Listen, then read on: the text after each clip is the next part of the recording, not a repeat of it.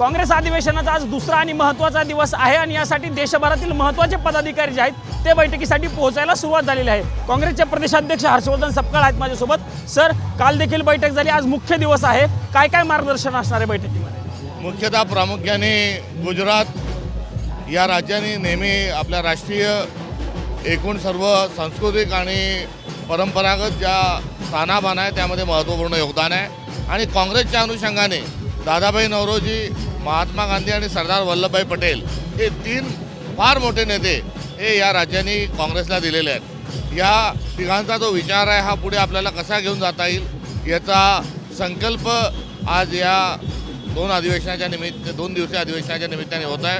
काल काँग्रेस कार्यकारी समितीची बैठक झाली आणि आज काँग्रेसचे अधिवेशन आहे आणि या दोन्हीमध्ये आगामी काळात काँग्रेस पक्षाला जो संघर्ष करायचा आहे, ज्या रस्त्यावरून पुढे जायचं आहे त्याचा संकल्प करण्याकरता आणि त्यासाठी समर्पित भावना ही आजच्या या अधिवेशनाच्या अनुषंगानं प्रामुख्याने आमची भावना राहील। आजच्या बैठकीमध्ये मल्लिकार्जुन खरगे सर असतील किंवा राहुल गांधी असतील, यांच्या भाषणामध्ये प्रामुख्याने कोणकोणते मुद्दे असू शकतात किंवा त्या अनुषंगाने जे ठराव मांडला जाणार आहे, ज्या ठरावाची काल माहिती आपल्याला दिलेली आहे, त्या ठरावाच्या अनुषंगानं या ठिकाणी चर्चा होणार आहे आणि या चर्चेच्या अनुषंगानं त्या ठिकाणी मार्गदर्शन जे आहे वरिष्ठ नेत्यांचे ते प्राप्त होईल।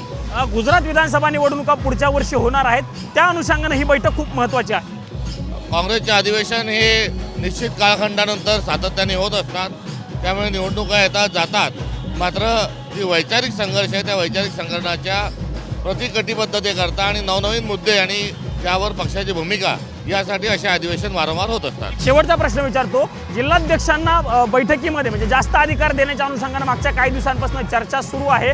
ज्या पद्धतीनं प्रदेशाध्यक्षांना अधिकार दिलेले आहेत तशाच पद्धतीचे अधिकार जिल्हाध्यक्षांना द्यावेत, अशा पद्धतीच्या काही सूचना किंवा मार्गदर्शन आजच्या बैठकीमध्ये किंवा त्याचा निर्णय आज होऊ शकतो? निश्चित काँग्रेस हा विकेंद्रित स्वरूपाचा ढाचा हा असला पाहिजे, मग तो प्रशासकीय सेवेत असेल, व्यवस्थित असेल किंवा राजकीय पक्षामध्ये असेल, तर लोकशाही नांदली पाहिजे, सत्ता विकेंद्रित स्वरूपाची असली पाहिजे, हा विचार काँग्रेसच्या एकंदरीत रचनेमध्ये आहे आणि त्या अनुषंगानं या अधिवेशनामध्ये सर्व स्तरावर अधिकार हे कसे वाढवले जातील आणि उलट पक्षी जबाबदारी कशी सुनिश्चित करता येईल याबद्दल चर्चा होण्याची अपेक्षा आहे। आगामी काळामध्ये होणाऱ्या सगळ्यांसाठी आजचा हे बूस्टर डोस आहे किंवा ऊर्जा मिळणारी बैठक आहे म्हणायची? निश्चित आगामी दर अधिवेशनामध्ये आपण सण उत्सव साजरे करणारे लोक आहोत आणि सण उत्सवातून आपण एक प्रेरणा आणि नवसंकल्प घेत असतो, तसाच स्वरूपाचा हे अधिवेशन म्हणजे आमच्यासाठी एक सण आहे।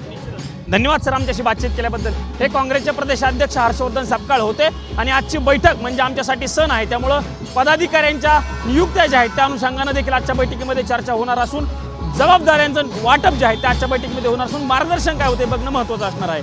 कॅमेरामन राजीव गौतम समी, प्रमोद जगताप, साम टीव्ही न्यूज, अहमदाबाद, गुजरात। देश विदेशातील प्रत्येक घडामोडींचे लाईव्ह अपडेट मिळवण्यासाठी आता साम टीव्हीच्या सर्व सोशल मीडिया प्लॅटफॉर्मला लाईक, फॉलो आणि सबस्क्राईब करा। तसंच सर्व नोटिफिकेशनसाठी बेल आयकॉन प्रेस करायला विसरू नका।